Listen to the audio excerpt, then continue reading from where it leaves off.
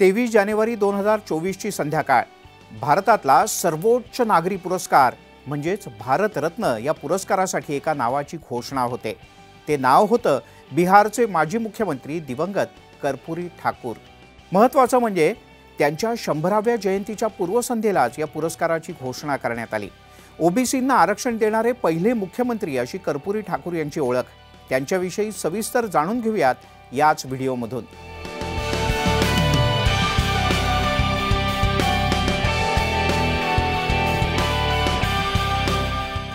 मंडळी नमस्कार, मी मिलिंद भागवत।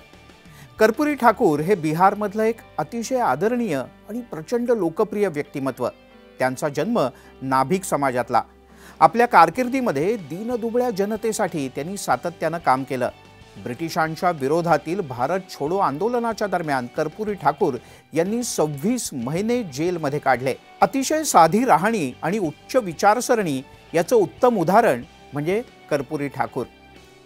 देशाच्या स्वातंत्र्यानंतर झालेल्या निवडणुकांमध्ये ठाकूर बिहारचे दुसरे उपमुख्यमंत्री बनले। आपल्या अवघ्या 1.5 वर्षाच्या कार्यकाळात त्यांनी शिक्षण मंत्री पद सांभाळलं। यानंतर 1970 ते 71 आणि त्यानंतर 1977 ते 1979 या काळात ते बिहारचे मुख्यमंत्री होते। आणि याच काळात त्यांनी बिहारमधल्या ओबीसी समाजाला आरक्षण मिळवून दिलं।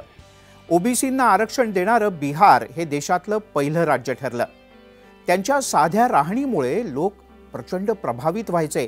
लोकांना ते आपल्यातले वाटायचे आणि म्हणून नेहमी त्यांच्या घरी लोकांचा गोतावळा असायचा, राबता असायचा। आपापल्या समस्या घेऊन लोक सहजतेने त्यांना भेटायचे आणि त्यामुळे जननायक अशीच कर्पूरी ठाकूर यांची प्रतिमा होती।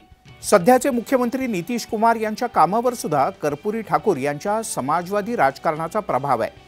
जसं की मुलींच्या पदव्युत्तर शिक्षणापर्यंत फी माफी असो किंवा महिलांना पंचायतीमध्ये 50% आरक्षण देणं असो। 17 फेब्रुवारी 1988 ला कर्पूरी ठाकूर यांचं निधन झालं।